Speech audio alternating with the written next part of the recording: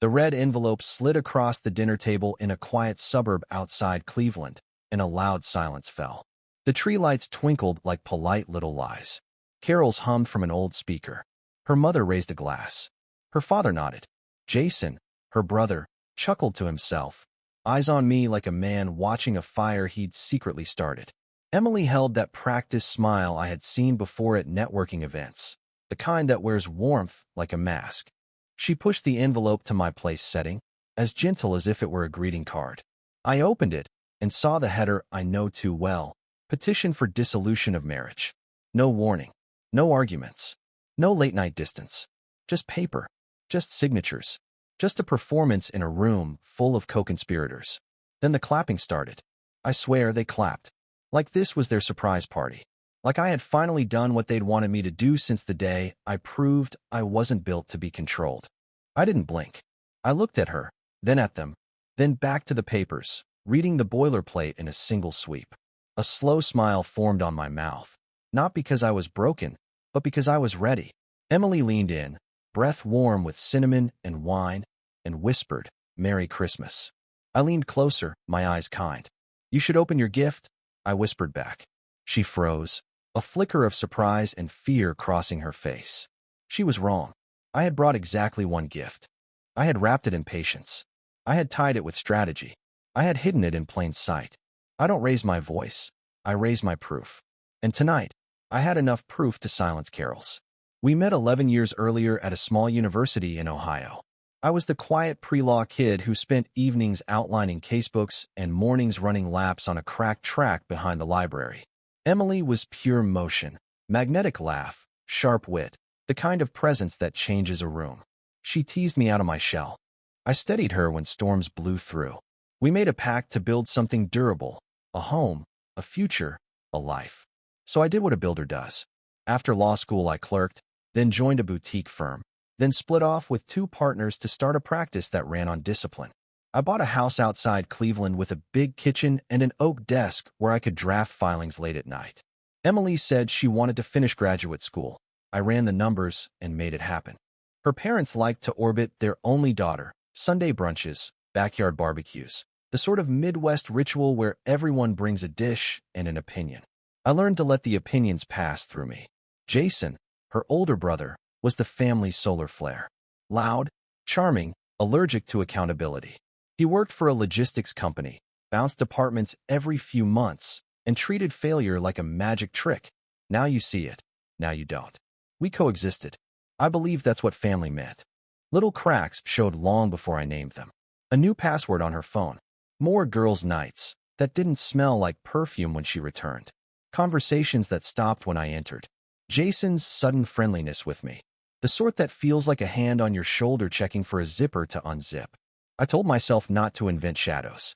In my world, truth is a matter of discovery. You don't feel it. You prove it. It wasn't paranoia that moved me to action. It was training. I don't gamble. I mitigate risk. I don't accuse. I document. When love becomes a puzzle, you don't smash the pieces. You study the edges. Then you fit the truth together until it locks. And once it locks, you act. I started with the books. Home banking on my laptop. Headphones in, one brow raised. A pattern emerged like tire tracks in fresh snow. Identical hotel charges, spaced perfectly apart. On weekends I'd worked late or traveled for depositions. A jewelry purchase I never saw on her neck. Restaurants in neighborhoods we never visited together. A rideshare trail that started near our home and ended in a business district by Jason's office. Financial anomalies are like coughs. They aren't the disease, but they tell you something is inflamed. I pulled her credit report from a monitoring service we both used. There it was, a separate card I had never heard about, opened the previous spring. Its charges told a story of rooms, reservations, and rendezvous. My jaw didn't tighten. My pulse didn't spike. Instead, a calm settled in. The kind of calm you feel when a fog lifts and the road appears.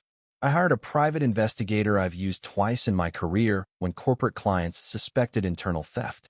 He's discreet, detail-obsessed, and never editorializes. 10 days later, he handed me a slim folder. Photos, dates, GPS logs. My wife, her brother-in-law. Together, hands on each other in a way that didn't require additional caption. Rage is a currency I refuse to spend. It yields no interest. I felt a cold calm settle in instead. Ohio still recognizes adultery in equitable distribution when tied to financial misconduct. Judges aren't moral referees, but they care about how community funds are used.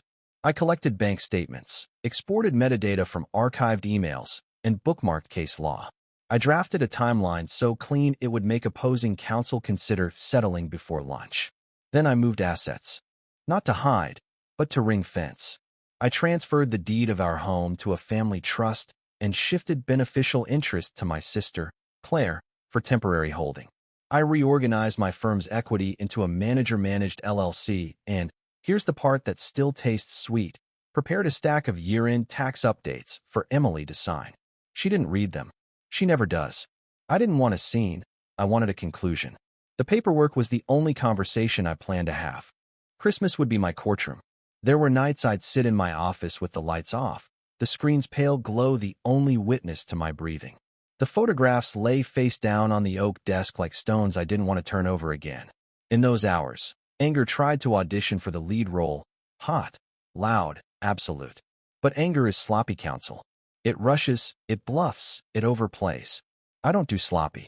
I thought about the man I meant to be, disciplined, steady, the sort who keeps his word and keeps the roof from leaking. Was that man naive? Did I confuse loyalty with inertia? Did I let kindness become cover for someone else's contempt? Each question floated, then sank under the weight of my preparation. I had proof. I had a plan.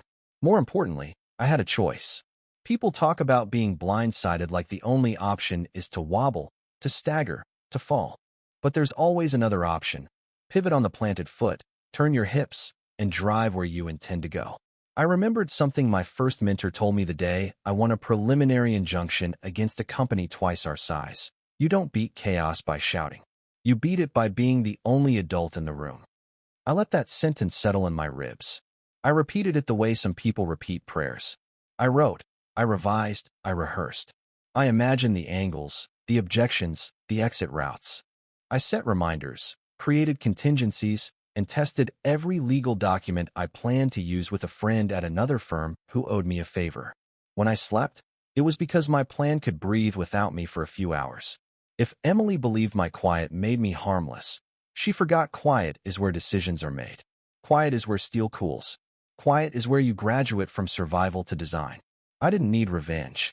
I needed order. On Christmas, I would restore it. 2 weeks before Christmas, I printed a tidy stack of forms. 3 pages of actual tax elections and retirement account updates. 6 pages of legal instruments that, once executed, confined her claims to what remained in a smaller, cleaner marital pot. I set them next to her mug as she scrolled her phone in the kitchen. Year-end signatures, I said, setting a pen on top. Deadlines. Ugh, bless you, she murmured, signing with the same casual flourish she used for delivery tips. She didn't ask a single question. She didn't read a single line. I wasn't surprised. People who underestimate you rarely verify. When the pen touched the final signature block, a small thrum moved through me. No gloating, just confirmation. My strategy held. A gear clicked into place. That afternoon, I met my banker, retitled the house to the trust, and updated the property insurance. I scheduled a filing window at the courthouse for the day after Christmas and prepared a pre-packaged disclosure for Jason's employer's compliance officer. Meticulous, factual, impossible to ignore. That night, I stood in the doorway of our bedroom while Emily FaceTimed her mother about table settings and ribbon colors. I should have felt broken. Instead, I felt balanced. Not because I enjoyed any of it. Who would? But because each move answered a simple mandate. Protect the future, not the fantasy.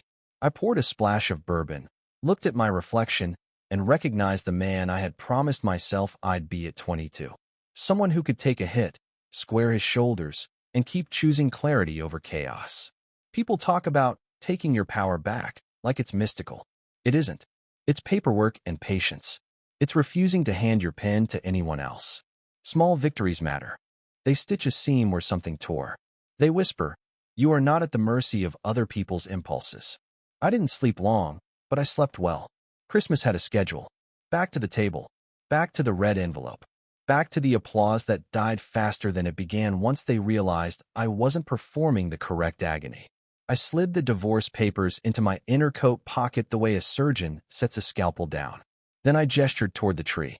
A small silver box waited beneath, the tag neat. To Emily, from Adam. Yes, Adam Cole. That's my name. I like the way it sounds when I speak it to myself on hard days. Open your gift, I said. She hesitated, then played to her audience, lifting the lid with a stage smile. The smile vanished. Color drained. Her fingers trembled as she sifted through photographs, hotel invoices, rideshare logs, and a printed ledger with highlighted charges tracing the interstate pattern of deceit. Underneath lay a USB labeled with dates. Her mother's wine glass tapped the table. Her father made a thin sound like air leaking from a tire. Jason stiffened, then tried to look offended on Emily's behalf, which lasted exactly 2 seconds before he recognized a letter on top addressed to his company's compliance team. Adam, Emily whispered, her mouth dry. You can't do this. My voice was even. I can and I did. It's all there. I turned to her parents. In case you were unaware, your daughter and your son-in-law have been meeting for months. They funded those meetings with marital funds. Some of those funds originated from Jason's employer. That's a problem. I've already disclosed to the necessary parties. Jason pushed back his chair. Look, man, You'll want counsel, I said without heat. Today, the room deflated. No one clapped. No one chimed in. No one tried to rescue a narrative that lay shattered on the table like ornaments on tile. Tomorrow, I continued to Emily. I'll file on grounds of adultery and dissipation of marital assets. You no longer have claim to the house. Check the deed. And your signature on the year-end form speaks for itself. You'll want to arrange housing. Your parents' place seems convenient. Her eyes found mine. For a second I saw the woman I married, stripped of pose. Vulnerable, human, frightened. It hit me in the sternum, that old reflex to protect. Reflex isn't destiny. Choices. I stood, slid my chair in, and buttoned my coat. Merry Christmas. I walked out into air so cold it made my lungs ache. In my car, I let the heater run without driving, hands on the wheel, eyes on the small breath clouds fading from my mouth. I wasn't happy. Happy is for simpler stories. I was clear, and clarity felt like freedom. It was a cold but clean feeling. A notification lit my phone. The investigator. Delivery confirmed. Employer signed for it. Order, 1 step at a time. I didn't go home. I went to my office. The building was mostly dark, the way I like it. A quiet box where thoughts echo until they settle into decisions. I made coffee, sat at the conference table, and opened my laptop. The screen's light found the file named Winter. My private joke at the start. Winter was coming. Winter had arrived. This is the part they don't show you in the movies. The stretch after impact when the floor is steady, but your muscles still remember the fall. You ask yourself, who am I when no one's watching? Which promises still bind me? Which futures do I refuse to forfeit?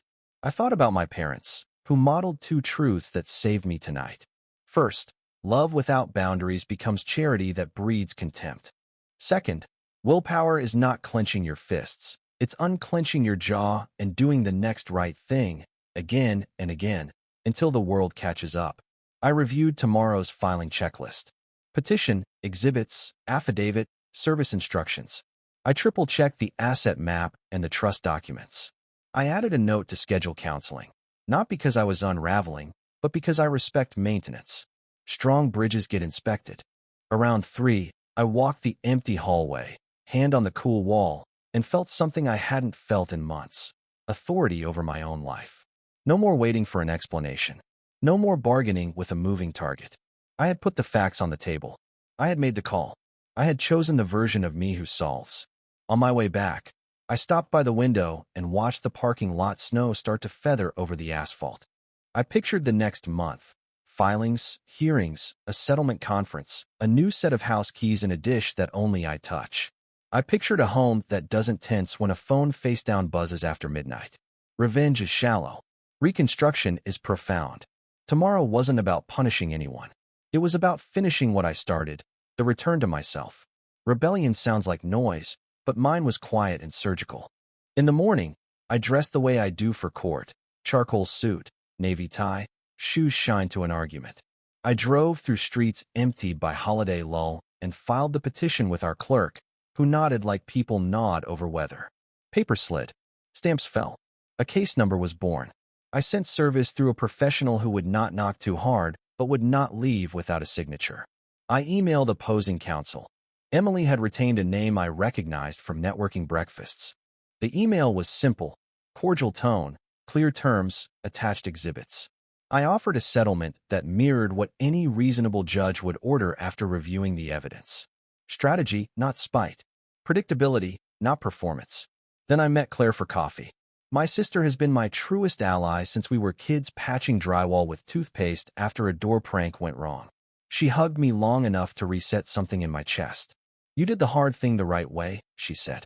"That doesn't make it hurt less, but it keeps you proud." I called my landlord for the small downtown loft I'd held on to above my first office. A practical redundancy I justified as guest space. He was delighted to convert me from month to month to a one-year lease. I scheduled a contractor to build a wall of bookshelves and a desk that faces the morning light. I ordered exactly one sofa, one table, 2 chairs, and sheets with a thread count that won't apologize for anything. That afternoon, Jason's employer called my office. Compliance, HR, General Counsel, the holy trinity of corporate storms. They asked for chain of custody details. I gave them what they needed and offered to answer more after the holiday. Facts travel fast when they travel tidy. By evening, my phone lit with a short message from Emily's lawyer. Received. We'll review your proposal after the holiday. No threats, no bluster, no theater. That told me everything I needed to know about what they'd seen in those exhibits. The first time an antagonist realizes you're not playing their game, they look confused. The second time, they look worried. The third time, they sit down. I don't gloat. I prepare for tomorrow. There's a point in every case when the story compresses into a hinge. Turn it one way, doors slam. Turn it the other, they open. The hinge arrived at the settlement conference 3 weeks later. A neutral room, fluorescent lights, the scent of coffee that died yesterday. Emily sat across from me, hair pulled back, face pale. Her attorney spoke first, professionally, trying to soften the terrain. "We're prepared to discuss equitable division," she said, "and a constructive path forward. Our client regrets." "Spare the performance," I said gently. "Let's do the math." We walked through assets line by line. The house, off the table. The firm, my separate property, reinforced by the documents she signed. Retirement accounts, divisible by statute, reduced by dissipation calculations. Her counsel tried a tactical feint about marital lifestyle. But the module collapses when lifestyle is funded by siphoned dollars. Judges care less about champagne than about receipts.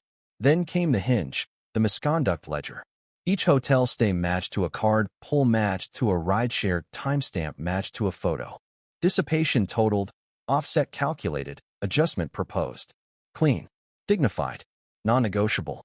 Her attorney conferred with her in a whisper that sounded like paper folding. Emily looked at me.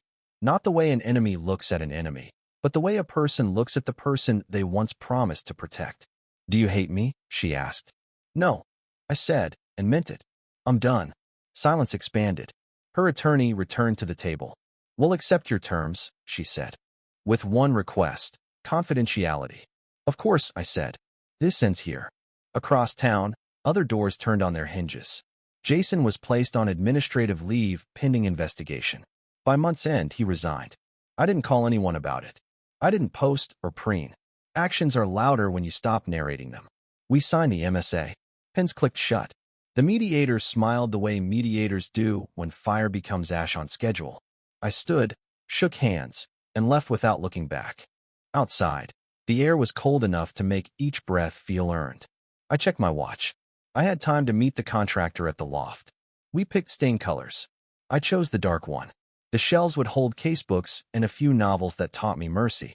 The desk would face east. The sun rises whether you deserve it or not. You might as well be awake when it does. I moved into the loft on a Sunday. Claire helped assemble the bed, then bullied me into buying plants I promised not to kill. The first night, I lay in the clean rectangle of quiet and listened to a city breathe. No phone face down. No keys at 2 in the morning. No performance notes left on the counter by people who confuse control with care. 2 weeks later, the decree was entered. Final. Simple. Unadorned. A paragraph at the end named each party responsible for their future debts. I took a picture of that paragraph and filed it under a folder called Spring. People asked if I felt triumphant. Triumph isn't the word. The right word is aligned. My actions match my principles. Mine will match my reason. My outcomes match my inputs. That alignment is rarer than it should be. Emily texted once to pick up a box of old photos. I left them with the concierge and wished her well. She replied, "You were always the steady one." I stared at that line for a long breath, then archived it. Steady isn't a compliment when it comes from someone who used your steadiness as a trampoline. But steady is the right word for how I'll live from now on. Steady as in intentional, steady as in self-respecting, steady as in boundaries that do not bend under convenience. Here's what I learned. You are not the sum of what others try to do to your life. You are the sum of what you choose to do next. Reason is a power tool. Will is the grip that keeps it from kicking back. When betrayal tries to write your story, take the pen. When chaos loudens, lower your voice and raise your standard. Do not swing at every pitch. Wait for the one you intend to hit, then step in and drive. Christmas came with a red envelope and applause. The new year came with quiet and keys. I prefer the keys. Want more stories of turning chaos into control? Like this, share it, and hit subscribe. More truth is on the way.